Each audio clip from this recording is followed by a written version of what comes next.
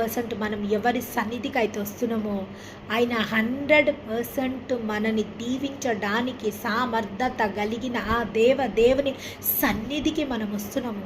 మనం అడిగేటప్పుడు ఒక్కటి జ్ఞాపకం పెట్టుకోవాలి, ఎవరి సామర్థ్యత ప్రకారం మనం అడుగుతున్నామో, మనకు కావలసిన అవసరతల అక్కర్ల కోసము ఆయన సన్నిధికి వచ్చినప్పుడు ఎవరి సామర్థ్యత ప్రకారం అడుగుతున్నాము, ఎవరి నామంలో అడుగుతున్నాము, ఎవరి మహిమార్థం అడుగుతున్నాము, ఇవన్నీ మనం కన్సిడర్ చేసి when we have the faith, మనము ఎవరినైతే అడుగుతున్నామో ఆ వ్యక్తి నమ్మదగిన దేవుడు. నిజంగా ఆ యొక్క దేవుడు మనల్ని బ్లెస్ చేయడానికి ఆయనకు సర్వాధికారం ఉంది.